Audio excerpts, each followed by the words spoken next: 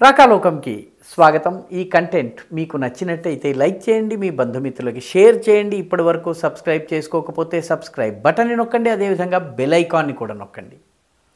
మిత్రులారా, మహారాష్ట్రలో భారతీయ జనతా పార్టీ నాయకత్వంలోని మహాయుతి కూటమి విజయం సాధించటం అనేది ఒక రకంగా చెప్పాలంటే 2024వ సంవత్సరపు మోస్ట్ ఇంపార్టెంట్ పొలిటికల్ డెవలప్మెంట్. రాజకీయ పరంగా ఇది చాలా పెద్ద పరిణామం. ఎందుకంటే 2024లో బీజేపీ అబ్కీ బార్ 400 పార్ నినాదం ఇచ్చింది, కానీ 240, 250 దగ్గరే ఆగిపోయింది.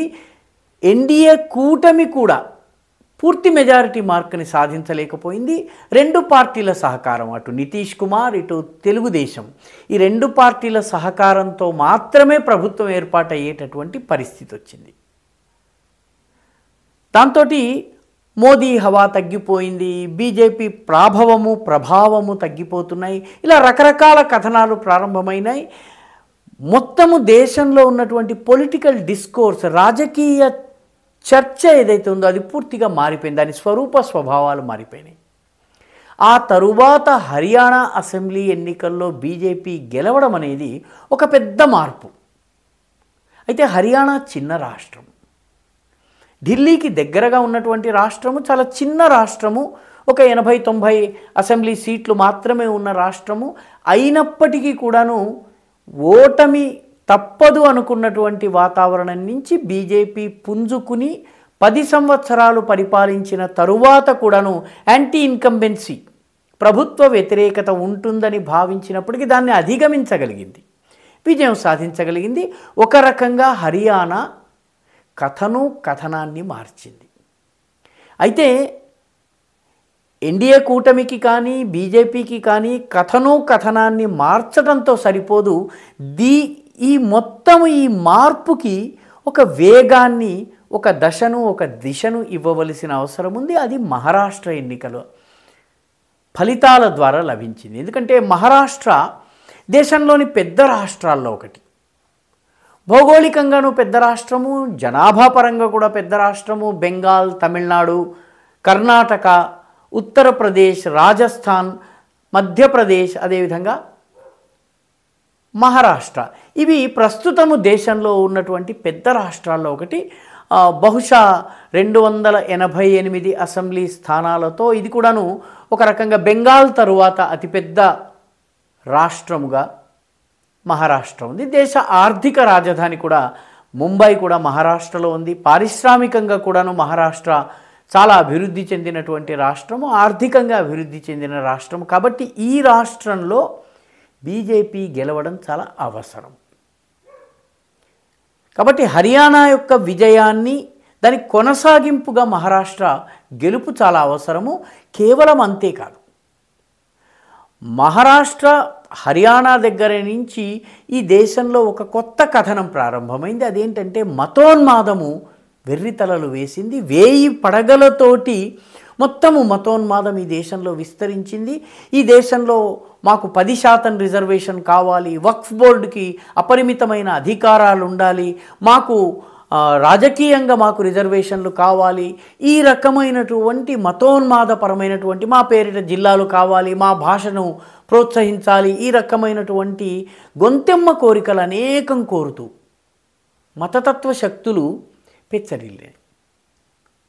హర్యానా మతతత్వ శక్తుల ఓట్లు ఎక్కువగా లేనటువంటి ప్రాంతం. ఒక నూహ్ ప్రాంతాన్ని వదిలేస్తే, అక్కడ ఉన్నటువంటి 3 అసెంబ్లీ సెగ్మెంట్స్ని వదిలేస్తే, గురుగ్రామ్ దగ్గర ఉన్నటువంటి ఒక అసెంబ్లీ సెగ్మెంట్ని వదిలేస్తే, మిగతా 90 స్థానాల్లో మతోన్మాద శక్తులు, మతతత్వ శక్తుల ప్రభావం కానీ ప్రాబల్యం కానీ లేదు. కానీ మహారాష్ట్రలో ఆ రకంగా లేదు. మహారాష్ట్రలో కొంకణ్ ప్రాంతంలో, నందుర్బార్ ప్రాంతంలో, మాలెగావ్ ప్రాంతంలో, భివాండి ప్రాంతంలో, అదేవిధంగా మరాఠ్వాడా మొత్తంలో కూడాను, నాగ్పూర్ దగ్గర కూడాను, ఈ యవత్మాల్ ఇటువంటి ప్రాంతాల్లో కూడాను మతతత్వ శక్తుల ప్రాబల్యం చాలా ఎక్కువగా ఉంది. దీంతో మహారాష్ట్ర రాజకీయాల్లో వాళ్ళు చేసినటువంటి హడావిడి, మేము ఫలానా పార్టీకి ఓటు వేస్తాము, ఫలానా కూటమికి మద్దతు ఇస్తాము, మద్దతు ఇవ్వాలన్నట్లయితే మా షరతులు ఇవి, ఈ రకంగా వాళ్ళు మొత్తం కూడాను అసెంబ్లీ ఎన్నికల్ని, స్థానిక అంశాల మీద ఫైట్ చేయవలసినటువంటి అసెంబ్లీ ఎన్నికల్ని పూర్తి మతతత్వ ఎజెండాలోకి తీసుకువెళ్ళిపోయినాయి. కాబట్టి ఇటువంటి పరిస్థితిలో మహారాష్ట్రలో గెలవడం అనేది చాలా ముఖ్యం. అయితే మహారాష్ట్రలో జాతీయవాద శక్తులు బటోగే తో కటోగే అన్నటువంటి నినాదంతో వెళ్ళి కుల వర్గ వర్ణ ఈ రకంగా ఈ జాతిని విడగొట్టేటటువంటి ప్రయత్నాలను దెబ్బకొట్టి అందరినీ కలిపి మతతత్వవాదాన్ని ఓడించేటటువంటి పనిని చేయగలిగింది. ఆ దృష్ట్యా మహారాష్ట్ర ఎన్నికలు చాలా ముఖ్యం. అయితే ఈ మహారాష్ట్రలో ఈ విజయం ఏదైతే ఉందో ఈ విజయం వెనుక ఒక మహాశక్తి ఉంది. ఆ మహాశక్తి దాదాపు ఏడాది నుంచి చాలా పెద్ద ఎత్తున ప్రయత్నం చేసింది. ఆ ప్రయత్నం ఎవరికి కనిపించలేదు, ముఖ్యంగా మీడియాకి కనిపించలేదు. మన మీడియా రాజకీయ నాయకుల చుట్టూ తిరుగుతూ ఉంటుంది, రాజకీయ నాయకుల యొక్క స్టేట్మెంట్ల చుట్టూ తిరుగుతూ ఉంటుంది, టీవీ డిబేట్లలో నిమగ్నమై ఉంటుంది. కాబట్టి ఈ మహాశక్తి ఏదైతే ఉందో ఆ మహాశక్తి ఏడాది పాటుగా చేసినటువంటి ప్రయత్నాన్ని గుర్తించలేదు. గత ఏడాది పాటుగా మొత్తం మహారాష్ట్రలో ఉన్నటువంటి విదర్భ ప్రాంతం కావచ్చును, నార్దర్న్ మహారాష్ట్ర కావచ్చును, అదేవిధంగా కొంకణ్ ప్రాంతం కావచ్చును, మరాఠ్వాడా ప్రాంతం కావచ్చును, ఈ కర్ణాటకకు దగ్గరగా ఉన్నటువంటి ప్రాంతాలు కావచ్చును, ఈ అన్ని ప్రాంతాల్లోనూ దాదాపు 70కి పైగా హిందూ సమ్మేళనాలు జరిగినాయి.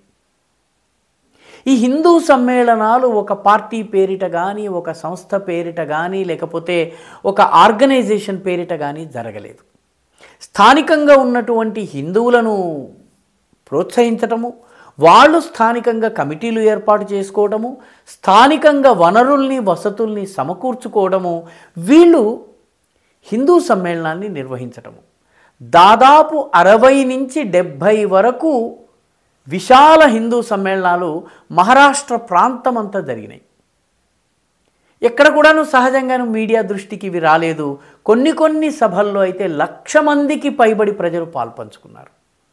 1,00,000 మందికి పైబడి అంటే సామాన్యమైన సమావేశాలు కావు. ఈ సమావేశంలో రకరకాల కులాలు, కుల సంఘాలు, చిన్న గ్రామాలలో ఉన్నటువంటి దేవాలయ కమిటీలు, భజన మండళ్ళు, మహారాష్ట్రలో చాలా సుప్రసిద్ధమైనటువంటి వార్కరీ సంప్రదాయం ఇదైతే పండరీనాథునికి సంవత్సరంలో ఒకసారి పాదయాత్ర చేసుకుంటూ వెళ్ళేటటువంటి గ్రూప్స్ ఉంటాయి. ఈ వార్కరీ గ్రూప్స్ వీటన్నిటినీ కలిపి దాదాపు 60 నుంచి 70 పెద్ద హిందూ సమ్మేళనాలు, తక్కువకి తక్కువ 50,000, కొన్ని చోట్ల 1,00,000 కూడా దాటినటువంటి సమ్మేళనాలు జరిగినాయి. ఇవి మహారాష్ట్రలో హిందూ సమాజం తన ముందున్నటువంటి సమస్యల విషయంలో కానీ, హిందూ సమాజపు కర్తవ్యం విషయంలో కానీ ఒక కర్తవ్య బోధ చేసినాయి. దీని తరువాత గత 6 నెలలుగా ప్రబోధన్ మంచ్ అనేటటువంటి మంచి పేరిట దాదాపు 60,000 చిన్న పెద్ద సమావేశాలు జరిగినాయి. చార్టర్డ్ అకౌంటెంట్ల సమావేశము, డాక్టర్ల సమావేశము, రైతుల సమావేశము, 4th క్లాస్ ఎంప్లాయీల సమావేశము, గ్రామాల వారీగా సమావేశము, కుల సంఘాల వారీగా సమావేశం, ఈ రకంగా చిన్న పెద్ద 60,000 సమావేశాలు జరిగినాయి. ఈ సమావేశాలు ఏవి కూడాను పెద్దగా నోటీస్ బోర్డులు, అటెన్షన్ ఇన్విటేషన్ కార్డులు లేకుండా లోలోపల జరిగినాయి. ఈ 60,000కు పైగా జరిగినటువంటి సమావేశాల్లో సోషల్ ఇన్ఫ్లుయెన్సర్స్, సమాజాన్ని ప్రభావితం చేయగలిగేటటువంటి వ్యక్తులు, సోషల్ మీడియా ఇన్ఫ్లుయెన్సర్స్, అదేవిధంగా కుల సంఘాల పెద్దలు వీళ్ళందరినీ కూడా మొబిలైజ్ చేసి బటోగే తో కటోగే ఈ సందేశాన్ని వాళ్ళకి ఇవ్వడం జరిగింది. 3 అంశాలు వాళ్ళ ముందు ఉంచడం జరిగింది. ఒకటి, ఖచ్చితంగా ఓటు వేయాలి, ఓటు హక్కుని వినియోగించుకోవాలి.